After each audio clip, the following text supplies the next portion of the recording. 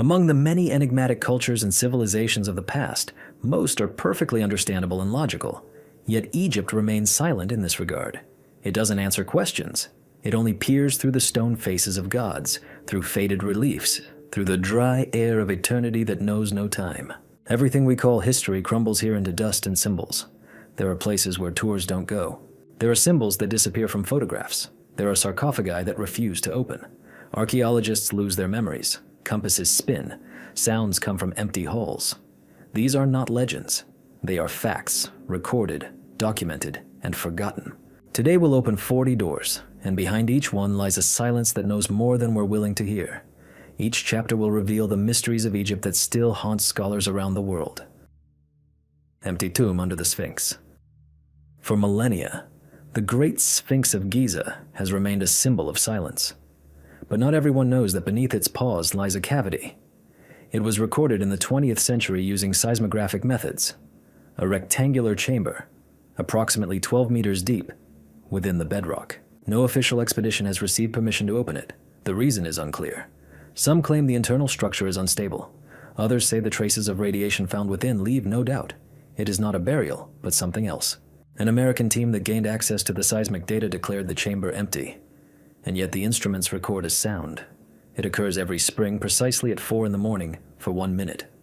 A steady hum, like a low call, emanating not from below, but as if from within time. It's unknown whether anyone was inside. It's unknown what exactly it was supposed to contain.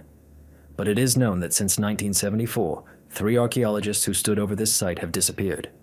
1 without a trace. 1 without a memory. 1 remained silent until his death. Some Egyptologists believe this was the legendary Hall of Knowledge, written about by the priests of Heliopolis. But if so, where are the inscriptions? Where are the symbols? Why didn't the stone leave a single mark? Or did it leave one, but not on those who looked with their eyes? And not while they were looking. The Sphinx does not speak. He waits. Secret chamber under the Pyramid of Cheops.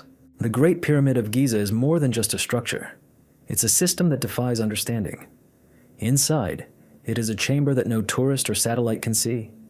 Its existence was detected in 2017 using muon tomography, a technology that uses cosmic particles to study the structure of stone. Researchers have discovered an anomalous void above the so-called Grand Gallery, a space nearly 30 meters long hidden in the very heart of the structure. And most importantly, there's not a single passage leading there. No tunnel, no shaft, nothing. What does this room contain? Why was it left untouched? The pyramid's builders left almost everything behind. Corridors, ventilation ducts, tool marks. But this cavity feels alien, as if it wasn't part of the architectural plan, but appeared later, or earlier. Attempts to drill access to it were rejected. Egyptian authorities cited the monument's safety. But unofficially, museum staff in Cairo said the research had been suspended on orders from above. Why? One of the scientists from the Scam Pyramids project resigned immediately after the images were released. A second fled the country. A third simply disappeared from public view. The nature of the muon reflection showed that it wasn't empty space inside, but something with a density different from rock. That is, the chamber isn't empty. It's filled. With what? Metal? Organic matter? Or something that doesn't reflect normally? Comparisons with other pyramids provide no answer. There are no analogs anywhere. The interior architecture of Cheops is already unexplained. Ventilation shafts reaching to the stars, corridors without functions, chambers without sarcophagi.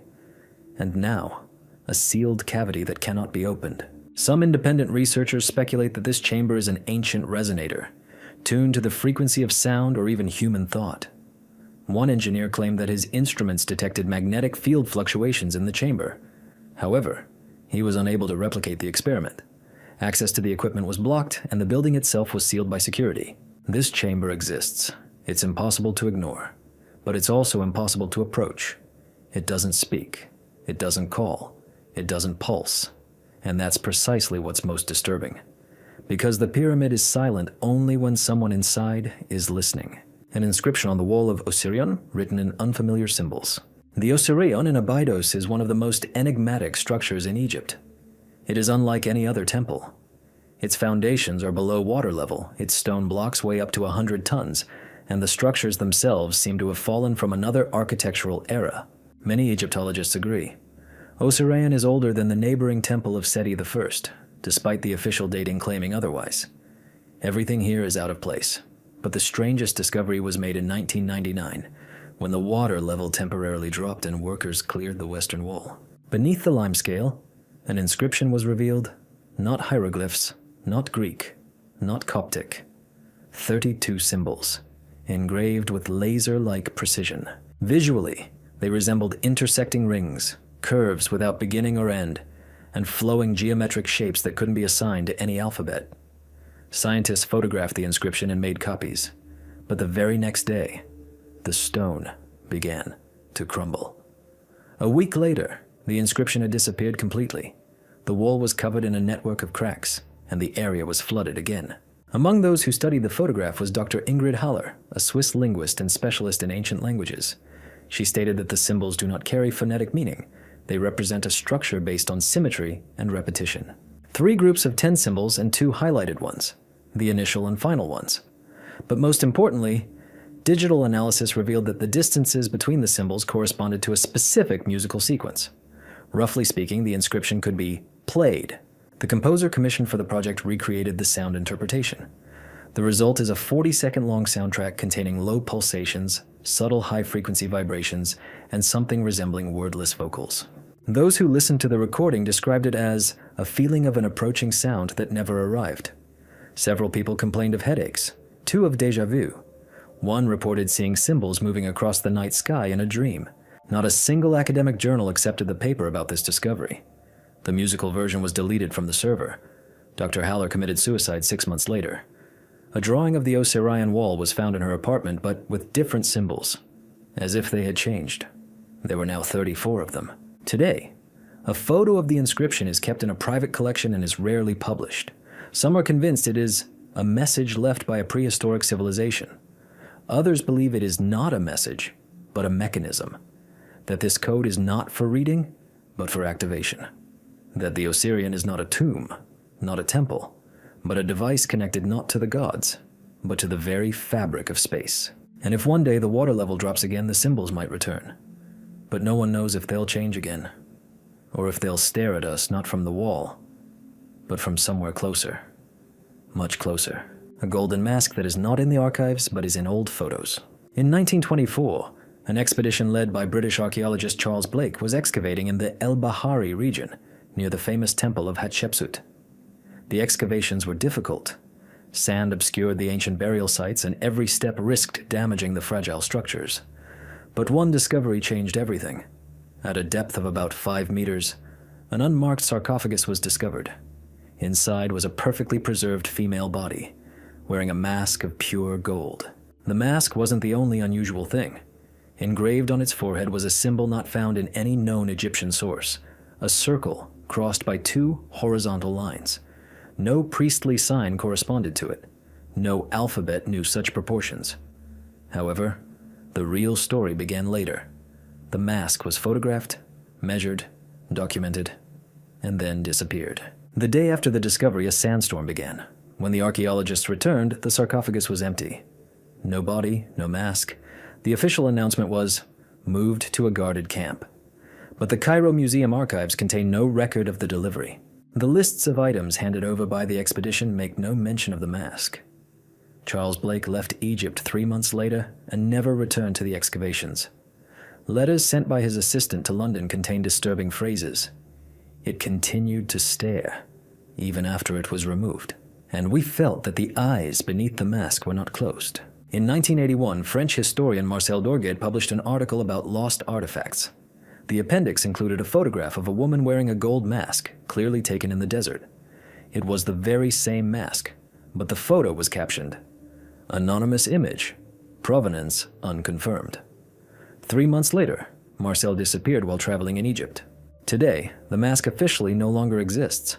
It's not listed, not in museums, not in publications, but it does appear in 3 photographs found in different countries, in which the reflection in its eyes differs from the landscape. One of these reflections is a human silhouette standing in the corner, which wasn't there when the photo was taken. Sometimes archaeology loses objects, but when a face made of gold and silence is lost, it means it didn't want to be found. And perhaps it's still looking. An underground river beneath Luxor that is not on the maps. In Luxor, beneath layers of temples, sand, and asphalt, lies something not mentioned in tourist brochures. In 2009, a team of geophysicists from Cairo University conducted a standard seismic survey in the area between the Karnak and Luxor temples. The goal was simple: to determine the rock density before construction of an underground tunnel. However, what the instruments recorded ruined all plans. At a depth of approximately 40 meters, in rock previously considered monolithic, a void was detected, a long, curved cavity stretching almost 2 kilometers. The equipment captured movement within the void. The model showed a slow flow of liquid. In perfectly sealed conditions, a river. The official report was classified, but one of the students working with copies of the data published a visualization on a closed forum. He claimed that a heat tunnel exists beneath Luxor, with water temperatures 8 degrees higher than the surrounding environment. Reflectance spectrum analysis revealed an unusual composition of the fluid. It doesn't match either rainwater or groundwater in the region. It's as if this flow isn't related to surface hydrology at all. Local Copts say that a serpent sleeps in the earth beneath Luxor breathing water. This phrase is part of an ancient myth, recorded by Herodotus but considered an allegory. Now it's been remembered. In 2011, with political events distracting everyone's attention, drilling operations began secretly in Luxor. But that same night, a rock collapse began in the southern section of the old quarter. Several streets sank, and one school was evacuated due to underground noise. Local administration reports listed the event as natural ground subsidence. However, residents recalled strange vibrations and a damp, heavy air rising from cracks. A week later, everything stopped. The area was cordoned off. Access was blocked. No more traces of underground water were found. But the archives retained a recording. One of the CCTV cameras on the night of the collapse recorded a shadow appearing on the wall of the mosque, located directly above the supposed river. Not a person, not an animal, but an elongated gliding form, like a stream of smoke moving against the wind. The camera went dark after 30 seconds. Since then, the topic of the underground river in Luxor has remained quiet. Scientists refuse to comment. The data has been deleted. But one person involved in the project said years later, "We haven't discovered a river. We may have awakened what was sleeping within it, and it knows who we are." And if the water underground really does move on its own, perhaps it's not just a stream, perhaps it's someone's path. With a statue that turns to the east every morning, no mechanism. In Hall 4 of the Cairo Museum stands a small statuette, no more than 25 centimeters tall. At first glance, it looks no different from the others. Ancient basalt, dark in color, the figure of an unknown official from the Middle Kingdom. The statue was discovered in 1933 in one of the side chambers near the Serapeum, the underground necropolis of sacred bulls in Saqqara. Archaeologists paid it almost no attention. No name, no cartouche, no inscriptions. Only the strange shape of the eyes, too round, too protruding, as if they were intended not for representation, but for observation. It wasn't until 2006, during an inventory of the collection, that museum guards noticed something strange. Every morning the statue would turn, slightly, just a few degrees, but always in the same direction, east. By morning, it would shift position, and by evening, it would remain motionless. CCTV cameras showed that movement only occurs when the hole is empty. Not at night, not during the day, but specifically at dawn. From approximately 4:20 to 4:33 a.m., when the first rays of light touch the horizon but do not reach the museum windows. The statue was checked for hidden mechanisms. The base is solid, with no pins, hinges, or bushings. The weight is evenly distributed, and the material is monolithic. The floor in the hall was level, without any slope. No explanation was found.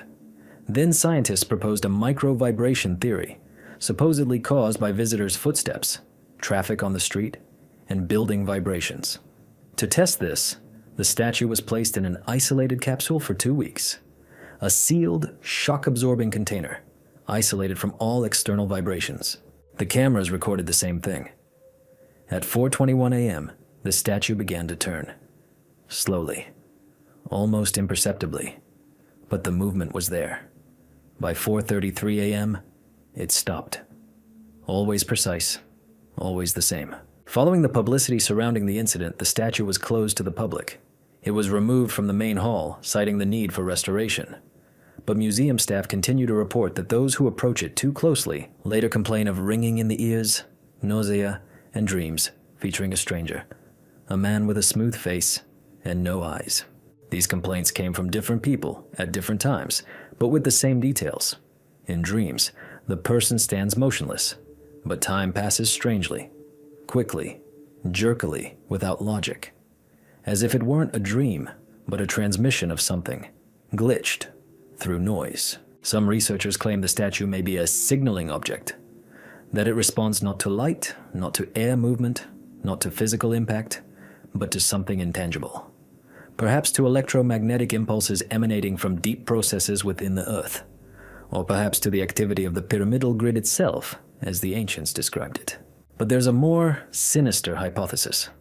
It's mentioned in only one report kept in the museum's archives. It states that the shape of the pupils on the surface of the statue's eye socket matches the shape of an ancient symbol found in a chamber near the Osirian, a symbol that, according to legend, depicted not an eye, but a passage. And if the statue truly reacts, then perhaps it doesn't turn toward the light, but toward the one who is looking at that moment. After all, sometimes movements happen not because someone arrived, but because someone woke up. Papyrus mentioning the creation of time. In 1904, in the area of El Ashmonain, the ancient city of Hermopolis, a British expedition led by Sir Reginald Fitzgerald discovered a small box made of petrified wood in one of the ruined crypts. Inside was a charred, nearly crumbling papyrus scroll. It wasn't retrieved on site. The box was sealed and sent to London, to the British Museum, where it lay in storage for over 50 years. It wasn't until 1963, thanks to advances in infrared spectroscopy, that the contents were partially deciphered without unrolling the scroll. The papyrus proved unique. It contained no prayers, lists, or names. It was a description, but not of lands, deities, or kings. Rather, it described the structure of time. The text, preserved in 34 phrases, used words found only in ritual formulas from the early dynastic era. The translators found it difficult to interpret. The phrases resembled formulas, but not magical ones, more geometric or topological. One line mentions the concept of before the first rhythm, another, movement without a path, and a third, a ring coiled into a snake, but not biting its tail. This is a reference not to the typical Ouroboros, but to its original form, a symbol of infinity before its unfolding. The most frightening thing was that, judging by the annotations of linguists, the text was not written to be read. It lacked introductory phrases, addresses, or ritual openings. The papyrus was created not as a message, but as an instruction manual. And at the end of the text stands a symbol that remains undeciphered. A vertical line crossed by 9 horizontal ones, and a spiral around them, as if wrapping them from within. Even stranger is the documented impact on the researchers. One of the scientists involved in the project began suffering from bouts of disorientation. He lost track of events. He could remember tomorrow, but not yesterday. Another developed a rare form of prosopagnosia, an inability to recognize faces, including one's own. But all of this only began after working with the transcription, even without physical contact with the papyrus. After a series of incidents, the text was removed from public view, and the scroll itself was moved. Today, its official location is unknown.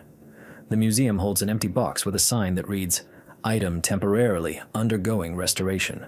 Some researchers suggest that this wasn't just a text. It was a protocol. A record of an attempt to create a temporal vector directed not from the past to the future, but vice versa. And if the structure of time was shifted even once, even within a single room, the consequences could remain in its field, in the memory of the walls, in the consciousness of those present. Papyrus hasn't disappeared. It may simply exist in a moment that hasn't yet arrived, or has already ended. But we are still in it, or are just entering it. A temple built backwards, and no one knows why. On the southern border of modern Egypt, almost on the edge of Sudan, stands a temple that has no name. It's not marked on maps, not included in tourist routes, and there are almost no references to it in archives. Locals simply call it the House in Reverse. Built of heavy sandstone, it features an inner courtyard, corridors, and 3 halls. At first glance, it looks no different from hundreds of other temples from the 19th dynasty. That is, until you step inside. The temple is designed backwards, and not in terms of its orientation toward the sun or the placement of the columns, but in the very logic of movement. All the architectural elements that were supposed to lead the viewer from the entrance to the sanctuary are designed in the opposite direction. The interweaving of colonnades and openings, which in traditional temples create the effect of immersion into the sacred space, here lead outward. Each room becomes less and less decorated as you move forward. Everything leads to emptiness. The final hall is bare, with uneven walls and no trace of an altar. No images, no inscriptions, no niches. Only a single flat stone in the center, on which lies a fragment of a sacrificial knife. It's rusted but polished, as if someone continued to touch it. When you try to enter the temple from the wrong side, through the supposed sanctuary, the architecture suddenly becomes logical. The walls come alive with ornamentation, the columns acquire a rhythm, and then you get the feeling you're moving along the right path. But this path isn't inward, but outward, toward the entrance, toward what should be the beginning. And here it is, the end. An engineering analysis revealed that the temple had not been reconstructed. It had been designed this way from the start. The block bases, niches, and ventilation ducts all conform to the reverse orientation. Not a single error, not a single trace of subsequent modification. This is not a reconstruction. This is deliberate design. Psychophysiologists studying the behavior of people inside noted unusual effects. Many experienced a persistent feeling of oblivion, as if they were forgetting why they came there. Some began moving not forward, but backward, instinctively. One woman, a researcher, walked the entire route in reverse order from the end to the entrance and uttered a phrase that was recorded on a voice recorder. "Now he knows I'm here." She didn't remember saying it. She didn't specify who he was. There's a theory among esotericists that this temple isn't a sanctuary, but a trap, an architectural inversion, created not to connect with God, but to isolate oneself from something, or someone. And all that inner emptiness isn't an absence. It's a mask, because perhaps this place isn't for prayer, but for confinement, not of faith, but of consciousness. And he who has gone to the end no longer moves on. He remains, on the other side of the void. Black sarcophagi made of Aswan granite. Who made them? Deep within the Serapeum necropolis in Saqqara, among underground galleries hidden from daylight, stand sarcophagi that remain inexplicable. 24 gigantic boxes crafted from solid black Aswan granite. Each weighs over 70 tons. Their lids weigh 30 tons. Inside there is emptiness. No mummies, no shrouds, no artifacts. Only silence and perfectly polished walls. The problem isn't just size. Aswan granite is one of the hardest stones on the planet. Even with today's technology, processing it requires machines, diamond cutters, coolants, and precision lathes. But the surface of these sarcophagi is polished to a mirror finish. The margin of error is less than 2/10,000ths of a millimeter. This isn't just ancient technology. It's technology that's impossible to replicate even today without a colossal amount of effort. The official version claims that the sarcophagi served as burial chambers for sacred Apis bulls. However, not a single one of them contains remains. Not a single trace of organic matter. Not a single ritual inscription on the interior walls. This is an exception in Egypt, where even a clay vessel was accompanied by a name, a formula, a symbol. Here, there is a smooth, black silence. In 1993, Japanese research engineer Dr. Toru Yamaoka conducted acoustic tests inside one of the sarcophagi. He installed microphones and emitted a low-frequency sound. The result was unexpected. A resonance arose in response, inconsistent with the geometry of the interior space. The echo seemed to arrive with a delay, as if it were reflecting not off the granite walls but off something else. Dr. Yamaoka called this the reverse room effect, when the sound seems to return from a point outside the physical volume. After the publication of the data, access to the galleries was temporarily closed. A year later, they reopened, but the researcher never returned to Egypt. Unofficial reports indicate he abandoned his academic career. Some speculate that the sarcophagi aren't tombs, but containers, perhaps for storing something that wasn't supposed to be opened, or something that leaves no trace in material form. Another hypothesis is that they are resonators, structures tuned to a specific vibrational frequency, for communication, for activation, or for isolation. One Egyptologist who wished to remain anonymous claims that tiny metal inclusions, whose composition could not be determined, were found in one of the sarcophagus lids. A sample was sent for analysis. The results are classified. If these sarcophagi were made by humans, then they knew more than just geometry. They knew something about the structure of matter, sound, and emptiness. If not by humans, then by whom? And most importantly, why such a perfect form? To contain emptiness. The temple disappears from the photo, leaving behind a desert. On the edge of the Arabian desert, in the area of modern-day El Karga, there is a temple known only to local guides and a few researchers. It is not officially registered, is not listed in archaeological archives, and is unguarded.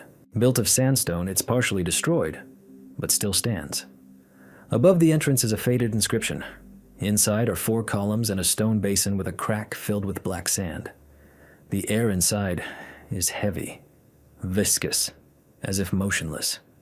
Everything seems ordinary, until you pick up your camera. Any attempt to photograph the temple leads to the same result. The image shows only dunes, sand, emptiness. No walls, no columns. The people standing nearby are visible. Shadows, too. But the temple itself disappears. This isn't a lens error or a trick of the light. We've tried infrared filters, night photography, digital cameras, and analog film. The result is the same. It's not in the image. In 2008, a group of German researchers installed an automatic camera with a timer, set to take pictures every 10 minutes. The camera operated for 3 days. When the memory card was opened, the temple appeared in only 2 frames. The remaining images showed only a horizon of sand, even though the camera had not moved. GPS tracking pinpointed the exact location. There was no error. An experiment was undertaken. Signs were painted on the walls, objects were left in front of the entrance, and flags were placed. In the photographs, everything disappeared along with the temple. Only for the 2 minutes it appeared was everything visible. And those 2 minutes coincided with sunrise, when the sun's rays touched the horizon at an angle of exactly 32 degrees. Afterward, shadow and emptiness. Some believe the temple doesn't exist permanently. It appears and disappears, shifted relative to our reality, not physically, but energetically. It seems to exist in a spatial interval accessible only at a certain time, under certain conditions, possibly dependent not only on the light but also on the observer. Locals believe the temple sees those who photograph it, that it appears only to those who are ready, and disappears forever before those who ask the wrong question. Once, a guide named Khalil said something that was later recorded. It doesn't like to be recognized, but if it appears in a photograph, it means you won't disappear either. After this, he went into the desert and never returned. The temple shots are 2 frames, black and white, grainy. But if you zoom in on one of them, you can see. A figure is carved into the wall in the background, in profile, and the face on it, not Egyptian, not human. And it looks towards the camera, straight ahead, with a look that knows you'll be looking. Later, when it's no longer there. A tower that you can't look at for more than 3 minutes. In the center of the western desert, between Baris and El Dakhla, where there are no roads, only sand, stands a tower. It's invisible from the air. It doesn't show up on satellite images. Instead, a scorched spot appears, as if contrasted by the bright light. But the local Bedouin know where it is. They don't approach. They pass by. They say it's not a structure, but a place that stands. The tower is constructed from basalt blocks, dark, unprocessed, porous, as if torn from the depths of the earth. It stands about 8 meters tall. It has no entrance, no windows, no traces of steps. Only a vertical silhouette against the void and sky. The blocks are tightly but roughly fitted, and yet their surface is free of erosion. It's as if the tower isn't old, but rather newly constructed. The first documented evidence dates back to 1939. French explorer Pierre Delacroix described a vertical stone he found during a geological survey. He noted an unusual feature. When he tried to sketch the tower, his hands began to tremble. And when he looked at it for longer than 3 minutes, he began to feel as if everything around him was becoming too quiet. After this, Delacroix abandoned the project and left. 2 years later, he was found dead in Paris. In his notebook, there is a recurring fragment, A drawing of the tower, made dozens of times, ever more accurately. In 1982, an Egyptian student named Sami Farid attempted to take photographs. He set up a camera aimed at the tower and began recording. After 4 minutes, the camera lens cracked. The tape was demagnetized. For a week, the student complained of headaches, insomnia, and the feeling that someone was standing behind him. 9 days later, he disappeared. His tent was found in the same spot, at the foot of the tower. The camera was intact, but the film was gone. No trace of him. Researchers who returned later described the same detail. When looking at the tower, the sense of time disappears. For some, hours passed like minutes. For others, the opposite was true. One archaeologist claimed to have heard the tower breathing. Another said its shadow didn't fall where it should have. Psychologists studying subjects' behavior in front of a photograph of the tower noted a strange effect. People lost the ability to judge its scale. Some saw it as a 20-meter building, others as a 3-meter monolith. Most disturbingly, 2 subjects, after 3 minutes of looking at the image, refused to turn their backs to it. One for an hour, the other forever. Today, scientists call the tower a spatial anomaly, but locals call it Nazira, which in Arabic means she who looks. And perhaps it's not that you can't look at it for too long. It's that over time, it starts looking at you. Mummified animals with unknown DNA structures. In the Saqqara dungeons, at a depth of over 20 meters, lie kilometers of ancient catacombs, known as the Anubian tunnels. Thousands of mummified animals are found here. Ibises, cats, jackals, crocodiles, monkeys. They are carefully arranged in niches, sealed in boxes and wrapped in cloth. Most of them are offerings to the gods, ritual sacrifices known to archaeologists since the 19th century. However, in 2010, a French scientific team from Lyon discovered something that defies classification. In one of the far chambers behind collapsed masonry, they found a blackwood box covered in layers of salt and resin. Inside were 2 mummies. They looked like predators. 4 legs, an elongated skull, and a short neck. The thick fur was preserved in fragments. But the strangest thing was that none of the participants could accurately identify the animal. Not a jackal, not a hyena, not a wolf.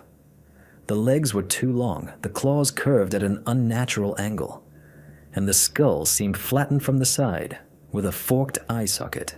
The remains were delivered to a laboratory at Cairo University. Initial DNA analysis yielded alarming results. The fragments did not match any known species. Moreover, the nucleotide sequence in some sections did not fit terrestrial biological patterns at all. Roughly speaking, the structure looked as if it had been assembled by hand or deliberately engineered. The mutation rate exceeded acceptable limits.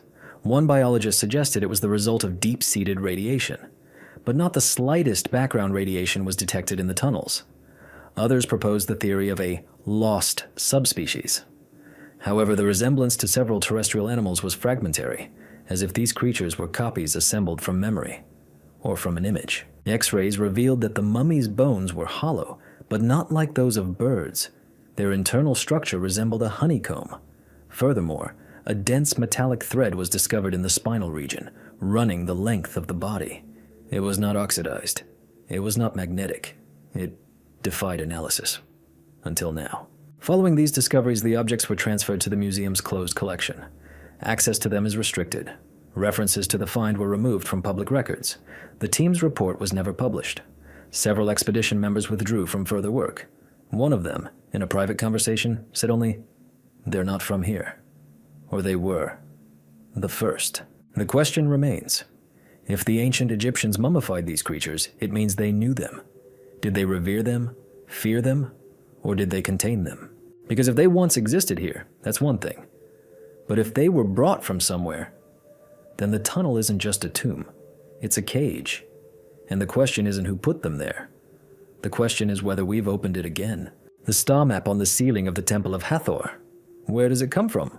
In Dendera, in the temple complex dedicated to the goddess Hathor, one of Egypt's most mysterious artifacts has been preserved. A star map carved into the ceiling of the inner sanctuary. This isn't just a decorative depiction of the night sky. It's a complete constellation chart with precise indications of the stars, the ecliptic, the phases of the moon, and the movements of the planets. Some consider it the oldest astronomical map in human history. But the problem isn't its age. The problem is its impossibility. According to official estimates, the bas-relief is approximately 2,000 years old. It was created during the Ptolemaic era, when the influence of Greek astronomy was strong.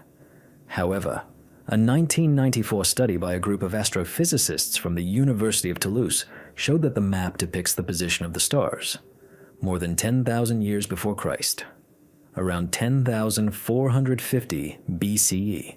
At the center of the composition is the constellation Leo, located directly beneath the sun on the day of the vernal equinox, and it was at this very point, exactly that year, neither before nor after. This point is associated with the completion of the Great Stellar Cycle, the precessional period, which lasts approximately 25,800 years. This means that the map records more than just a date. It records an event that occurs once per era. How could the ancient Egyptians have known this? They had no telescopes, no coordinate system, not even the basic geometry of spherical space. And yet, Sirius, Orion, Altair, Pollux, and even stars invisible to the naked eye are precisely marked on the ceiling. The bas-relief also depicts strange creatures bearing the firmament. One of them holds a sphere with an eye at its center. Another is a winged, snake-like creature embracing a solar disk. These figures are not found in other temples. They are unnamed, unexplained. But around them are lines that resemble trajectories, as if they have flown in. There's a theory that the star map wasn't created by the Egyptians, but merely copied from an older source, perhaps an artifact lost or hidden. Some suggest it was passed on to priests by an unknown culture that existed long before the dawn of written history. A culture that not only knew the sky, but also used it as a code, as a key. Later, part of the relief was transferred to the Louvre, the zodiac of Dendera. But one unnoticed symbol remained on the remaining ceiling, a tiny star, carved outside the diagram. Off to the side, its position doesn't correspond to any constellation. But if it were plotted on a modern map of the sky and reflected as in a mirror, it would indicate the region from which the so-called WOW signal, a radio message of unknown origin recorded from Earth, came in 1977. Perhaps it's a coincidence, or perhaps the temple ceiling is more than just a map. It's a message about a date, about a place, about a return, when the sky aligns with the same point again. And perhaps it won't be an observation, but a meeting. Reliefs depicting modern mechanisms. In the same Temple of Hathor in Dendera, in a deep corridor beneath the main hall, there is a niche, access to which is restricted to tourists. On its wall is a bas-relief that has sparked decades of controversy and denial of explanation. The image is known as the Dendera lamp. It depicts an elongated capsule or bulb-shaped structure within which runs a curved line resembling an incandescent filament. A snake-like creature extends from the base of the lamp, lying within the device. To the right, a human figure holds something resembling a fork or handle. The entire image appears to be carved into the stone plinth and framed by technical symmetry. Classical Egyptology maintains that this is not a lamp, but a symbolic image of a snake emerging from a lotus flower, a symbol of the deity He. However, engineers examining the relief came to a different conclusion. One of them, the Austrian physicist Karl Wolff, conducted a geometric analysis of the image in 1979 and concluded that the shape of the bulb and the proportions of the filament corresponded to the parameters of a gas discharge tube. He compared the image with early drawings of Crookes lamps, the prototypes of modern fluorescent lamps. The match was eerily accurate. Additionally, nearby are depicted elements that resemble transformers connected by cables. Some of these cables enter the figures of priests, as if they were receiving electricity. And none of these symbols are accompanied by standard hieroglyphs. They simply are there. Later, in the 1990s, a Japanese film crew conducted a magnetometric analysis inside the temple. Anomalous fluctuations in the magnetic field were recorded in the area of the relief. The effect could not be replicated. The instruments showed a flat line. However, the recording was preserved. There's another image in the Temple of Seti I at Abydos. There, at the top of the ceiling cornice, one can discern figures resembling a helicopter, a tank, a submarine, and something resembling an airplane plan. Egyptologists explain this as a palimpsest, the superposition of several inscriptions that merge over time. However, No one explains why the superposition results in these particular outlines. Some suggest that images are not blueprints, not technologies, but memories, transmitted through images, preserved from time to time, from civilization to civilization. Others go further and argue the ancients saw these devices not as symbols, but literally, not as the future, but as a remnant of the past. Because time can be not a straight line, but a spiral. And on its turns, memory repeats itself. And then the question is not what we see on the wall, but whether they saw us. A prayer found in a sarcophagus predicting a 21st century war. In 2003, during the restoration of a New Kingdom-era tomb in the Luxor area, workers discovered a hidden compartment in the wall of an inner chamber. Hidden behind a stone slab was a small copper container, hand-sealed and strangely darkened, as if exposed not to time but to temperature. 2. Inside was a papyrus fragment just over 20 centimeters long. It was covered in dense rows of hieroglyphs, written not in black, but in a rich red paint, almost ochre. Analysis revealed that this was not dye, but dried blood mixed with pigment.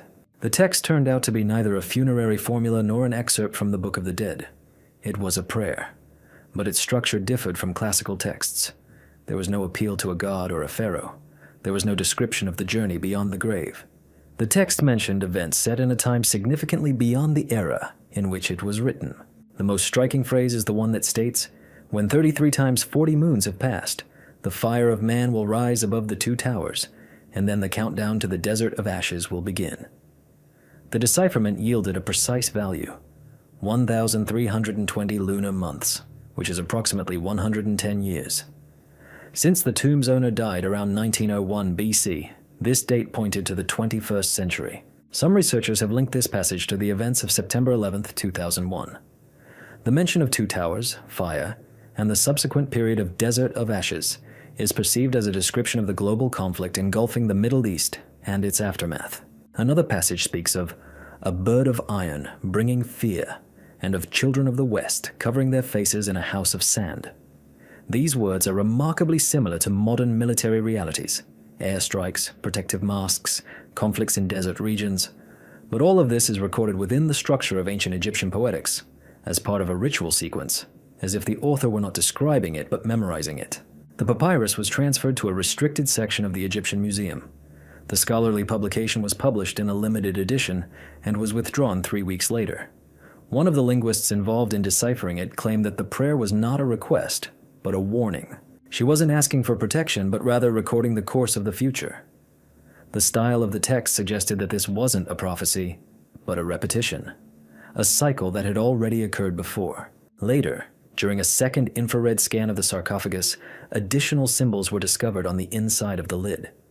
They are invisible to the naked eye and were not applied with paint, but rather by incising the stone's structure, as if the stone had been burned from the inside in precise spots, following a specific pattern. These symbols have not yet been deciphered, but their structure resembles binary code. When the prayer structure was fed into a simulator of ancient Egyptian poetry, the system discovered that the rhythm of the text perfectly matched the sequence of Morse code signals. This was no coincidence. The text seemed primed for transmission, through sound, through light, through any medium. And if this is truly true, then the author not only knew the future, he knew how to ensure it would not be forgotten. A tomb where the temperature remains constant for thousands of years. In the desert near Aswan, off the beaten track, in the rocky ridge of Jebel El Silsila, a tomb was discovered in 1958 that did not attract much attention. The report in the archives was brief: a solitary confinement cell, no inscriptions, no ritual objects, an empty sarcophagus. But decades later, in 2012, a group of independent researchers decided to re-examine the forgotten objects. What they discovered defied explanation. The temperature inside the tomb was absolutely stable, 23.4 degrees Celsius, regardless of time of day, season, or climate. While the surrounding stone heats up to 45 degrees Celsius during the day and drops below 10 degrees Celsius at night, the temperature inside is consistently warm, like a closed room with climate control. Only there's no climate control. Dozens of measurements were taken, using laser thermometers, infrared sensors, and thermal imagers. All confirmed the same thing. The temperature inside the tomb is not just stable, it doesn't fluctuate even by 1/10 of a degree. Furthermore, No ventilation shafts, hidden cavities, or signs of insulation were found. The walls are bare sandstone. The ceiling is monolithic. The entrance is standard, not sealed. Inside the tomb, there's no wind, no echo, and according to the expedition members, sound seems to be absorbed. The ordinary rustling of clothing or footsteps sounds dull and muffled, as if the space itself refuses to be heard. Physicists proposed a hypothesis. Perhaps the tomb is located above an underground geothermal anomaly. But thermal scanning revealed only stone beneath it, no heat sources. And most importantly, the temperature inside the tomb matches that of a comfortable human body. This isn't just stability, it's purposeful. In the center of the room stands a sarcophagus. It is empty. There are no signs of burial. However, an engraving barely visible in normal light was discovered on the inside of the lid. The symbol resembles a handprint. It's not engraved, but rather burned from the inside. Analysis revealed that the stone's structure in this area is fused at the microcrystal level, as if exposed to high-frequency radiation. The technology for this didn't exist in ancient times. One of the researchers spent 45 minutes alone inside. Afterward, he reported feeling as if someone was breathing nearby. Later, when reviewing the audio recording, a background sound was detected, a steady one with a frequency of about 6 Hz. This frequency matches the waves that occur in the brain during deep trance and meditation. Today, access to the tomb is restricted. The official reason is soil instability. But employees who have been inside still can't explain the most important thing. Why doesn't the temperature change when everything around it is in perpetual motion? There's no answer. But perhaps the chamber wasn't designed to hold a body. It was designed for someone to return to when the right temperature was reached. It's the same thing, always, as an entry point, or a point of return. A stone that evaporates moisture around itself, even in the desert. In the desert area between Hurghada and El Minya, a strange fragment of black stone was discovered in the mid-20th century. It wasn't part of the ruins, wasn't part of a burial site, and didn't match the typical geology of the region. The stone was found on the surface, a funnel-shaped depression, like the mark of a fall, and in its center lay a block weighing about 50 kilograms, with a perfectly smooth surface reminiscent of polished obsidian, but with a matte sheen, devoid of reflections. Workers found it, and several hours after removing it from the site, they noticed something inexplicable. The moisture around the stone disappeared, completely. The sand, usually dense and with a characteristic degree of moisture at depth, became dry several meters deep. In the bottles left nearby, the water evaporated faster than usual, not through the open necks, but even in the sealed containers. Air humidity near the site was measured with instruments and consistently dropped to 0, in conditions where the general value in the desert is usually between 20 and 30%. The stone was delivered to a laboratory at the Cairo Geological Institute. Tests revealed that its mineralogical composition did not match known Egyptian rocks. Furthermore, the internal structure of the crystals indicated extremely high pressure and temperature during formation, conditions that cannot exist in any natural process on the Earth's surface. But most importantly, the evaporation effect was preserved. The stone pulled moisture from the air and any objects within a radius of approximately 1.5 meters. It was placed in an isolated chamber with a controlled microclimate.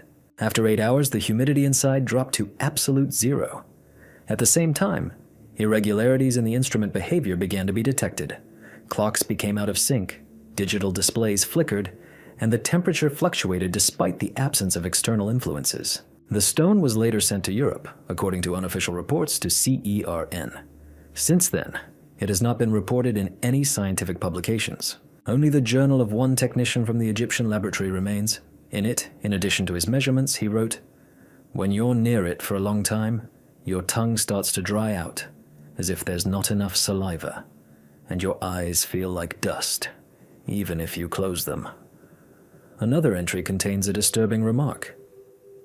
"I've started having dreams in which I find myself in a series of windowless rooms, and in each one, there's a black object, like this stone, but it's not lying down. It's standing." Some speculate that it's a meteorite fragment. Others believe it's part of an ancient device designed to create a localized dry space. Still others are certain the object was created not for storage or measurement, but for removal. Not water, but life. Since the human body is 80% water, perhaps the stone isn't evaporating, but reverse extracting. not destroying the form but drying out the essence. And if left nearby long enough, only a shadow will remain. No trace, no cry, just a dry imprint on the stone.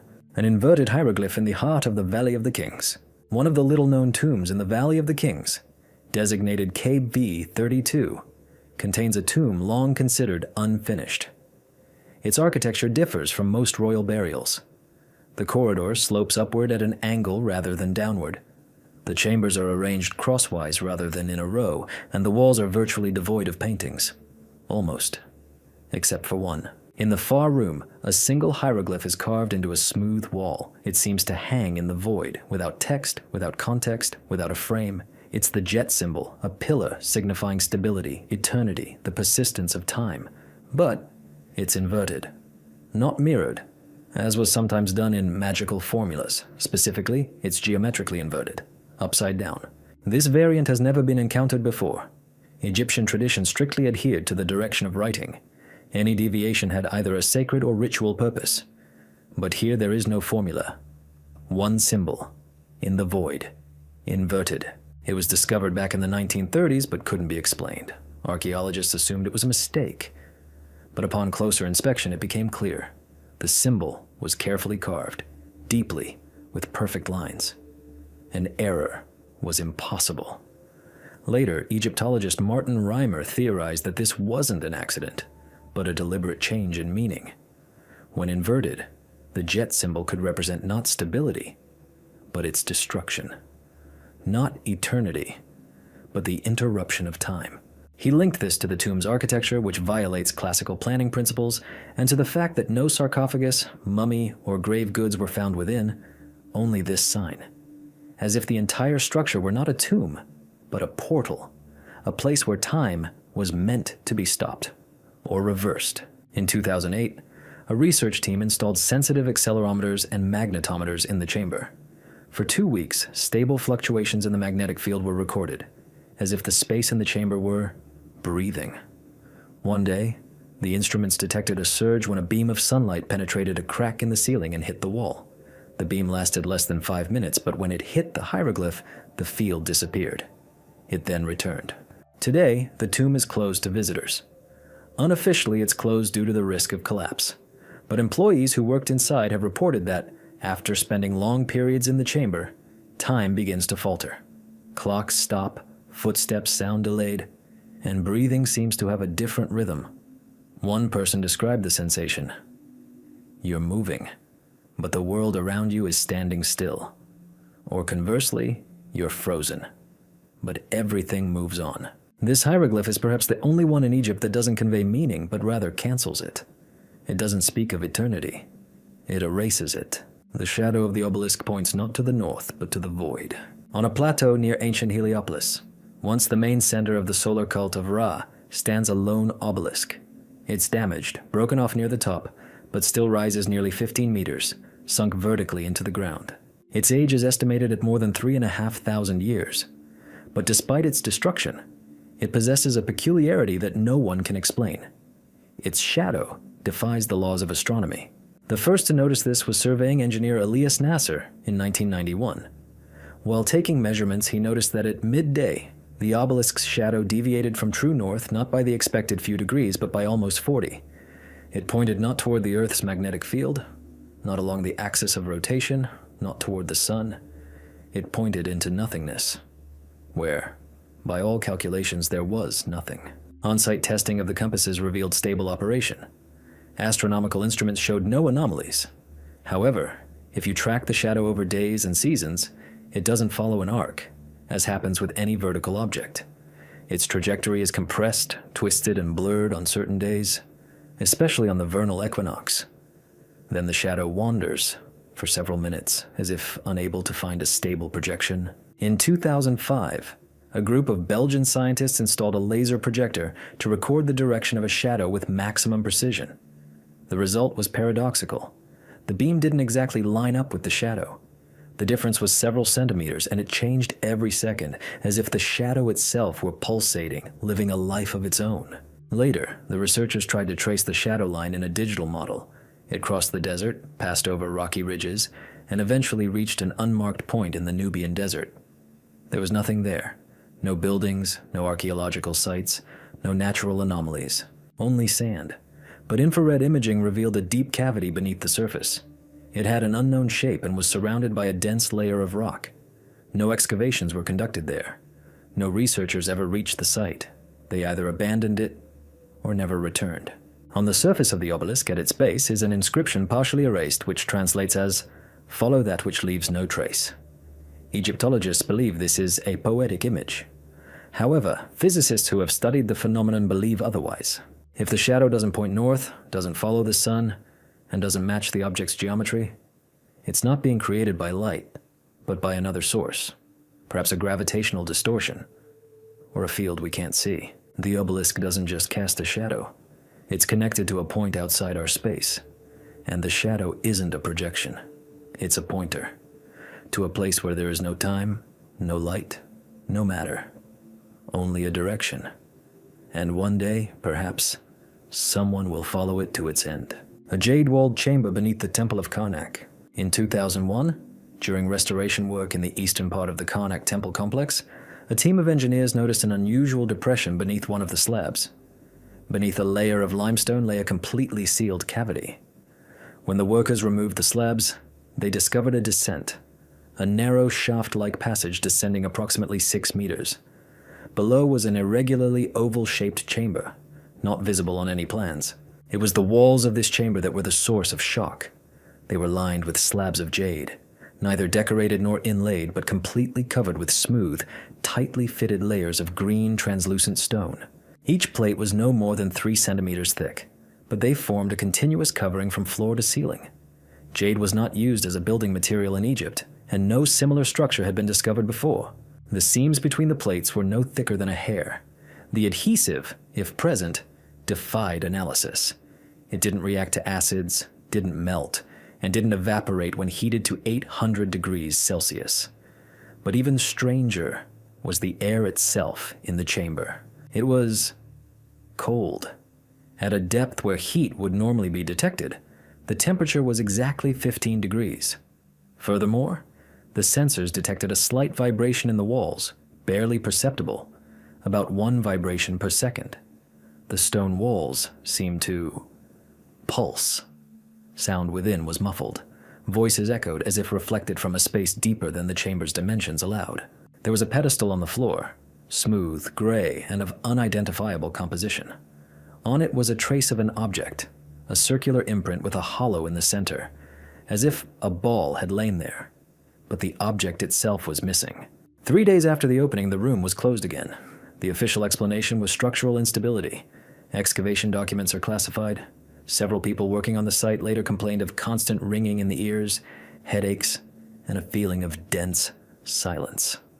One engineer reported seeing a green light with his eyes closed, emanating not from outside, but from within his skull. According to unofficial data, the jade slabs possessed a weak electrical charge, approximately 0.7 volts per square meter.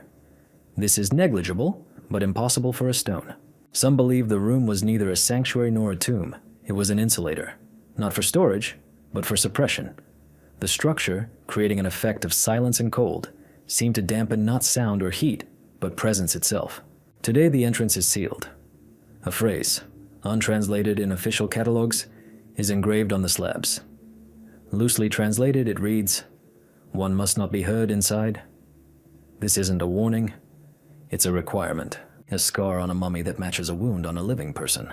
In 2009, archaeologists at the Mummy Museum in Luxor put an unusual find on display for the first time: the mummified body of a woman, excavated from a burial dating to approximately the 11th century BC. The mummification had been carried out according to all the rules: removal of internal organs, meticulous preparation, and linen bandages. But while preparing for conservation, specialists discovered something strange. On the mummy's left chest, close to the armpit, a deep scar was found, resembling a stab wound. The angle, shape, and placement were unusually precise, as if it were the result of surgery or a violent blow. The scar was clearly visible even through the tissue. To study it in more detail, the body was scanned with a CT scan. The results showed that the injury had penetrated almost to the lung, but the mummification process had completely preserved it.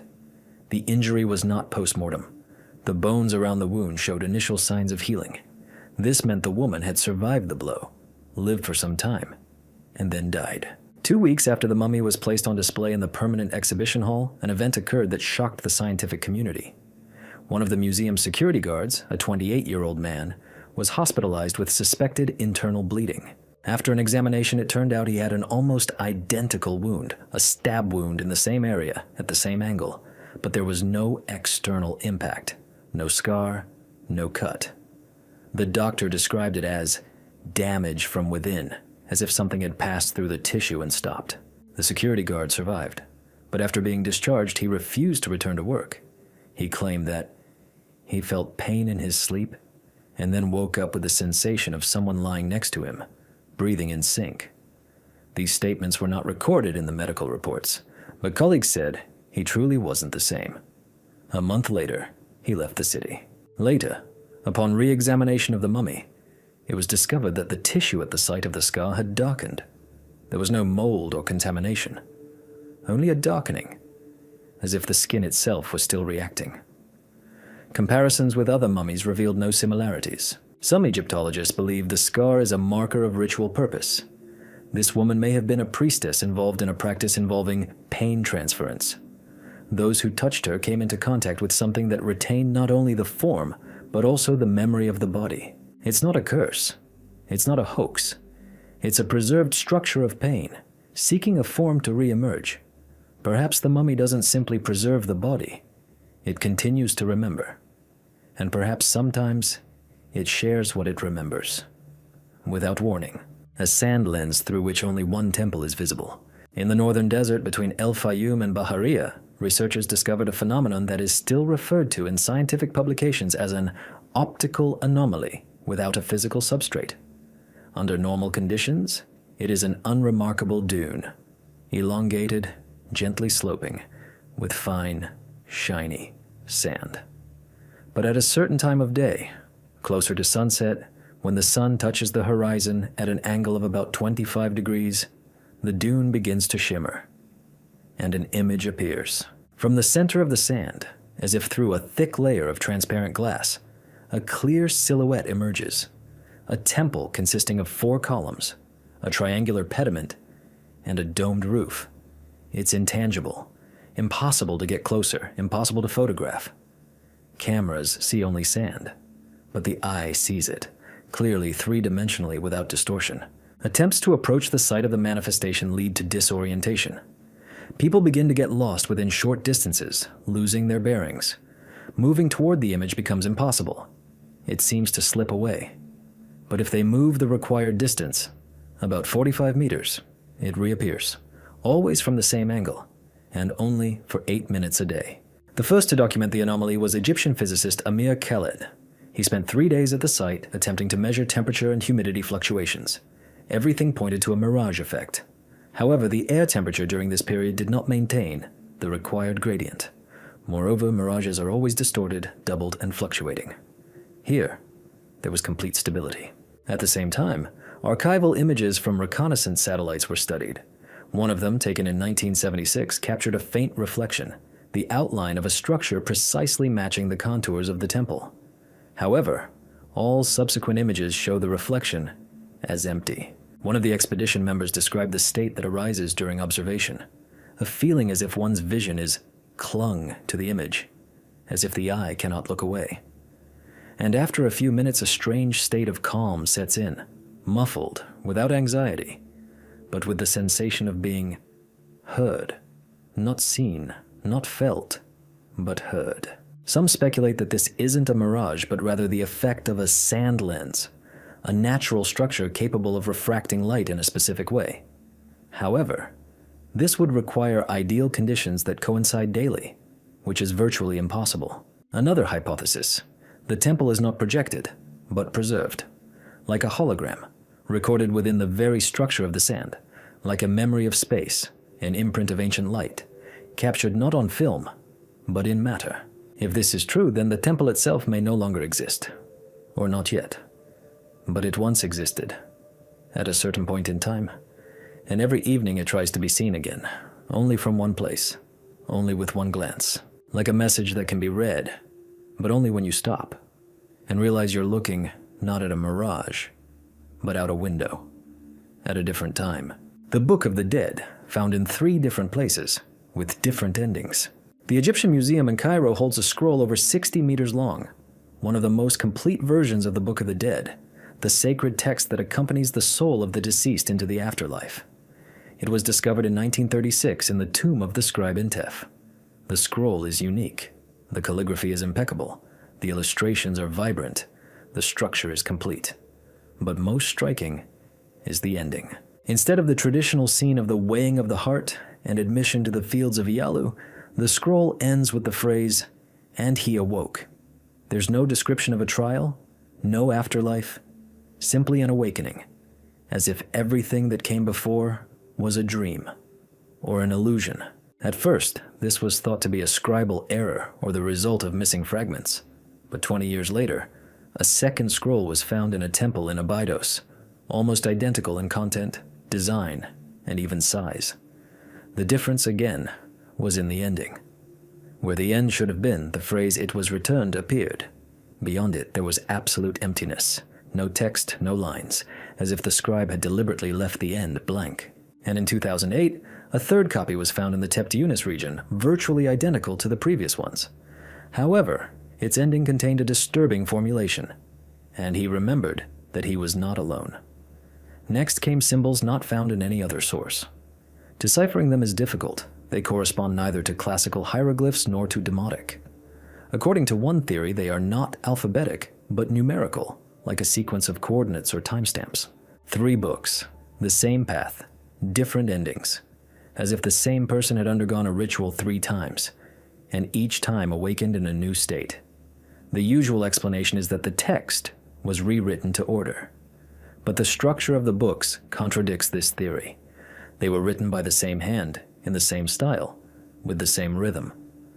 Paleographers claim they are the work of a single master, or a single consciousness. Some researchers have hypothesized that these aren't different copies, but fragments of a single whole scattered across space.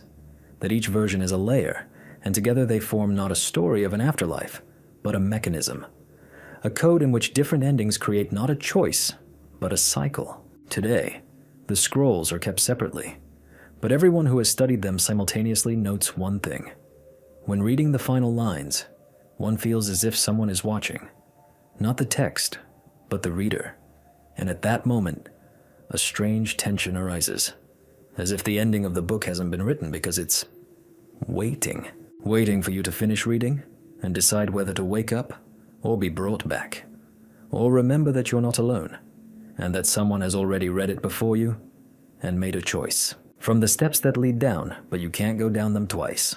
The Temple of Montu in Todd, one of Upper Egypt's little-known sanctuaries, conceals a staircase known to only a few researchers.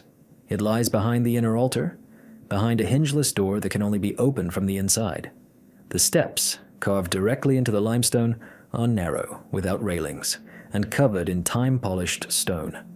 It appears to be a typical descent to the lower chambers of the temple, like hundreds of others. But this staircase has a peculiarity that cannot be explained. Anyone descending it for the first time climbs about 33 steps, after which they find themselves in a small chamber with bare walls. On the floor is a circle of copper plates embedded in the stone. In the center of the circle is nothing. No sarcophagus, no altar, no figurines. Only a barely perceptible sensation of a faint vibration beneath the soles of the feet. But the main thing begins later. When I try to go back, the stairs are gone. The passage is closed, or has disappeared. The open door through which the man descended no longer exists. The walls are smooth. The space is enclosed. Those who have been inside claim that after some time another exit appears, a small opening leading outside, but on the other side of the temple. No one has died. No one has disappeared forever. But everyone who has walked this path has said one thing. They were unable to descend the same steps a second time. Engineering studies have shown that such a passage is architecturally impossible. The structure of the temple's underground chambers does not include such a chamber. Ground-penetrating radar GPR does not detect a void at the required location. Aerial scanning also reveals no tunnels. However, video footage taken inside confirms the presence of a staircase. One of the researchers mounted a GPO camera and descended. The footage lasted 7 minutes. Descent. Camera. pause, and then a sharp jump. He emerges through an arch on the other side of the temple with no staircase behind him. But the strangest thing is in the testimony of those who descended. Each described the chamber's interior differently. For one, it was a dark cell with the smell of dust.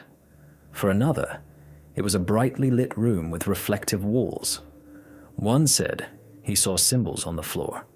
Another said he heard someone whispering behind him, even though he was alone. Descriptions of the steps also varied, from 30 to 35.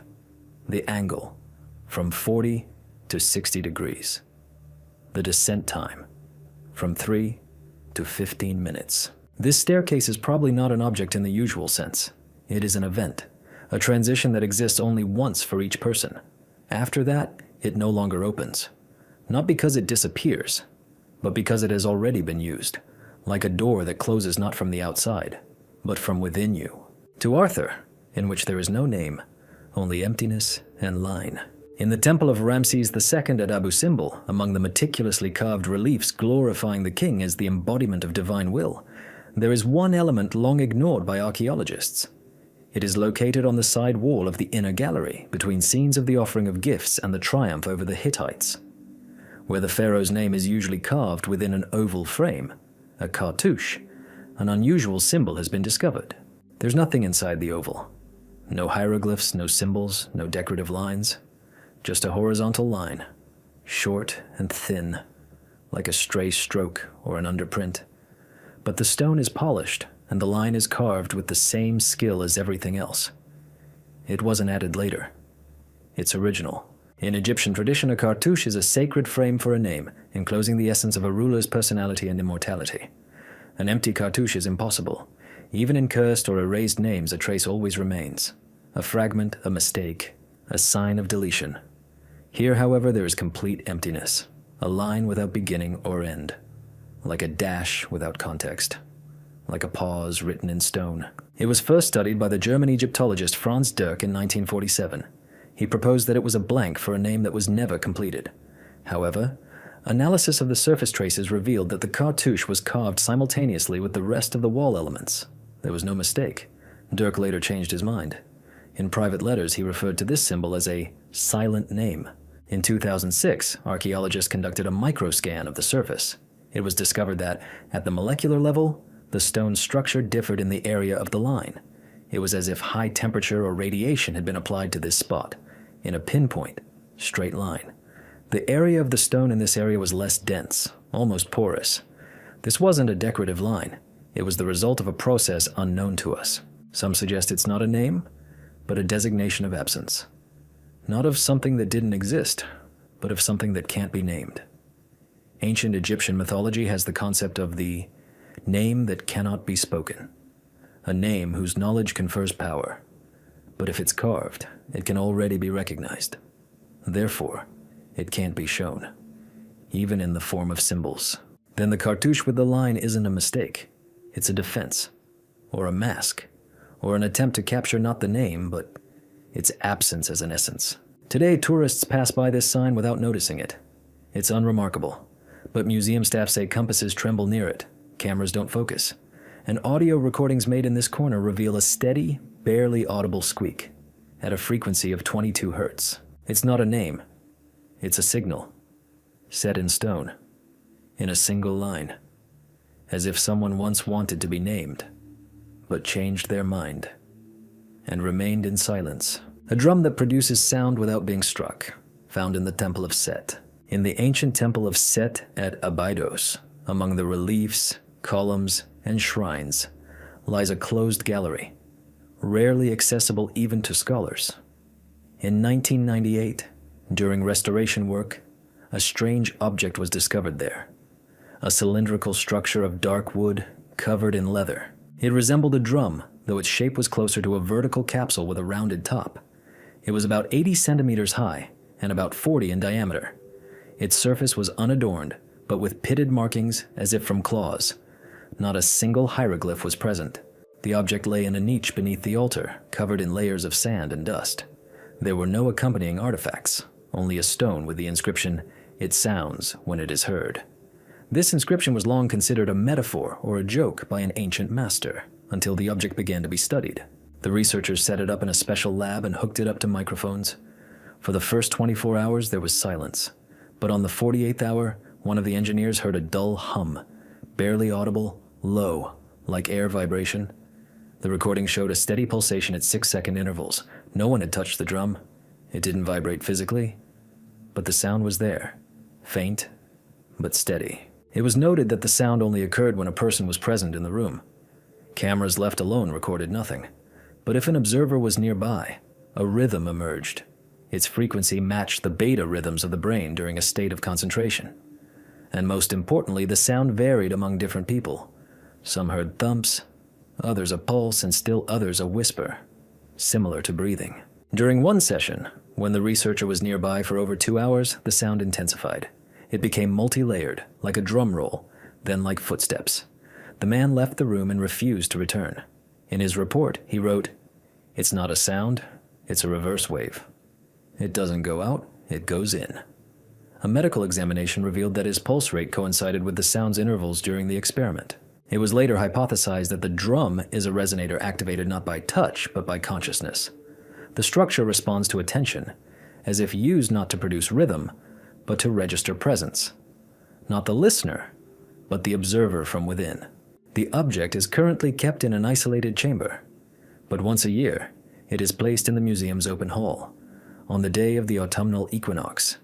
And every time, at precisely 11:11 a.m., a brief, low-frequency pulse is detected near it, even if the hall is empty. The drum may never have beaten. Its sound is not a trace, but a call, and it only sounds when someone hears, or when someone inside wants to be heard. With the Sphinx with closed eyes, but photographs from the 20th century show otherwise. The Great Sphinx of Giza is one of the most recognizable and, at the same time, most misunderstood sculptures in human history. It has been silent for thousands of years. Its face is eroded by time, its body is carved from solid rock, and most researchers agree on one thing: it is older than it appears. But in 2005, photographic plates were discovered in the archives of the Cairo Institute of Archaeology that raised a disturbing question. They showed the Sphinx, clearly, in profile and full face. The photographs were dated 1919, and in these images, its eyes were open. In the photo, the pupils aren't just shadows. Clear concave lines, the curve of the eyelid, and the direction of gaze are visible. One of the frames shows a slight glint in the eye. These photos were taken at different times of day, under different lighting, but the pupil line remained consistent. The modern Sphinx has closed eyes. There's no relief, no line, no indentations, just smooth stone, as if worn away. No document records restoration that could have destroyed the eyes. No expedition has reported the destruction of facial features, especially such precise ones. 20th century photographs with modern ones. Slight discrepancies were revealed in the structure of the forehead and bridge of the nose. The stones seemed to have changed, as if the facial expression had become different, less observant, more detached. Some scientists suggested the photographs had been retouched. However, when Oxford chemists analyzed the plates, they discovered that the images were genuine and unaltered. The plates captured the light reflected from the object without any intervention. Even stranger was the photographer's diary, Henry Weston. In one entry he writes, "I think he was looking. Too vividly, too directly. I took 3 shots and then turned away. It felt as if I wasn't taking a picture, but catching a glance, and he might turn around." His last trip to Egypt was then. He never returned or commented on the materials. Later, a copy of one of the photographs was found in the archive, printed on paper and faded with time.